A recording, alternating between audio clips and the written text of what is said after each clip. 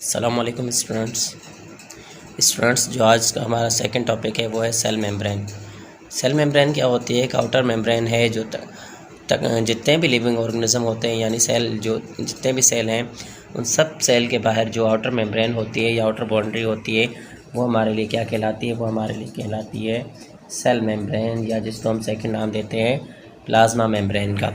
ठीक है, जिसको हम सेकंड नाम देते हैं प्लाज्मा मेम्ब्रेन का। ये अक्सर एमसीक्यूज वगैरह में भी पूछा जाता है कि cell membrane is also known as dash membrane. आपको सेकंड जो है मुख्तलिफ ऑप्शंस देंगे तो फिर उसमें आपके पास प्लाज्मा मेम्ब्रेन भी होगा जो आपने क्या करना है?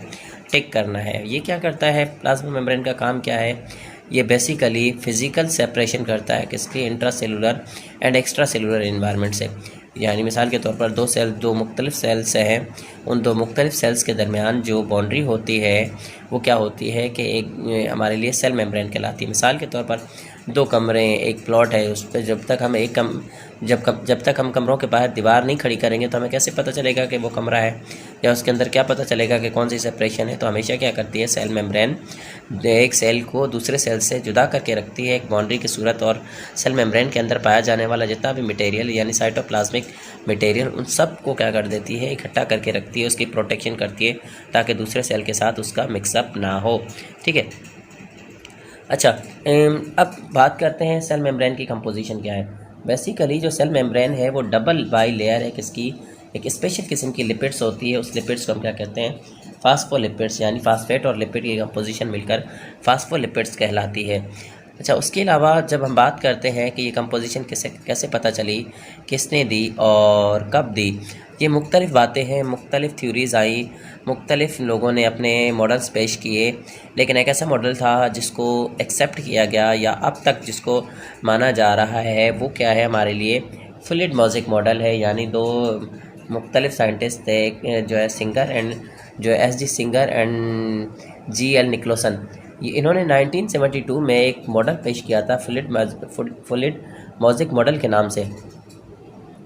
इस फ्लूइड मॉज़िक मॉडल के मुताबिक ये क्या कहते हैं? ये कहते हैं कि ये जो फ्लूइड मॉज़िक मॉडल है, ठीक है, ये क्या है? फ्लूइड मॉज़िक मॉडल ये इनके मुताबिक ये है कि जो सेल मेम्ब्रेन है वो क्या है? बेसिकली फास्फोलिपिड्स की बनी हुई है, लेकिन उसके अंदर कुछ ग्लाइकोप्रोटीन्स यानी ग्लूकोज और प्रोटीन का जो मिक्सअप करके जो है कंपोजिशन बनेगी जिसे हम ग्लाइकोप्रोटीन कहते हैं, वो क्या करता है?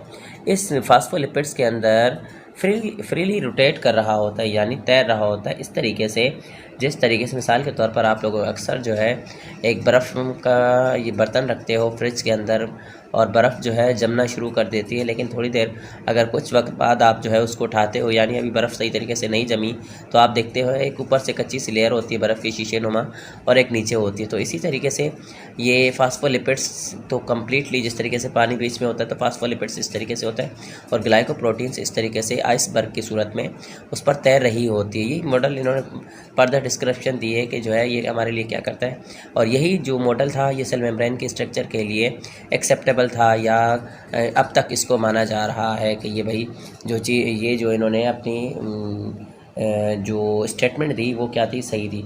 अच्छा, इसके अलावा जो इन्होंने बाकी मॉडल भी पेश किए थे, काफ़ी थे मॉडल, लेकिन कोई भी जो ऐसा मॉडल सचेज नहीं था जिस पर साइंटिस्ट क्या हों राज़ी हो सकें, या ये कहें कि उसको मानने पर रजामंद हो जाएं। उसके अलावा सेल मेम्ब्रेन के अंदर क्या होता है? बेसिकली एक छोटे छोटे होल्स होते हैं जो हेल्प करते हैं उसको इन्वायरमेंट को ये कहें कि जो मटेरियल है उसको एक्सचेंज होने में, और इसके अंदर एक ख़ास किस्म की प्रॉपर्टीज़ पाई जाती है जिसे हम क्या कहते हैं? सेलेक्टिवली परमेबल मेम्ब्रेन, जिसके ज़रिए क्या होता है हाइड्रोजन, सोडियम वगैरह यानी इनके जो आयंस होते हैं, या जैसे मॉलिक्यूल्स होते हैं, ऑक्सीजन के मॉलिक्यूल्स हो गए, या कार्बन डाइऑक्साइड के मॉलिक्यूल्स हो गए, या लार्ज मॉलिक्यूल्स जैसे ग्लूकोज है, अमाइनो एसिड्स हैं, सारे के सारे इनकी मूवमेंट क्या होती है? इसको कंट्रोल किया जाता है कि कितनी मूवमेंट में ग्लूकोज ने बाहर आना है, अमाइनो एसिड ने बाहर आना है, ऑक्सीजन ने बाहर आना है, कार्बन डाइऑक्साइड ने बाहर आना है। इन सब की मूवमेंट को कौन कंट्रोल करता है? इन सब की मूवमेंट को सेल मेम्ब्रेन ही कंट्रोल करती है। और जो है पार्टिकुलर किस्म के चैनल्स होते हैं जिसकी ओपनिंग होती है या क्लोजिंग होती है।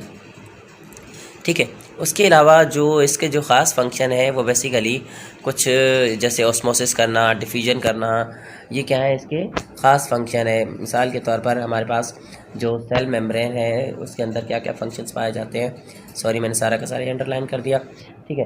तो हमारे पास जो ख़ास किस्म के फंक्शंस होते हैं वो हमारे पास क्या है, इसके ऑस्मोसिस करना है और डिफ्यूजन करना है और ट्रांसपोर्टेशन वगैरह करना है, जिसके ज़रिए क्या अपने मटेरियल को इन एंड आउट करते हैं। तो फर्दर जब हम इसके जो फंक्शंस वगैरह पढ़ेंगे तो ऑस्मोसिस को अलग से पढ़ेंगे।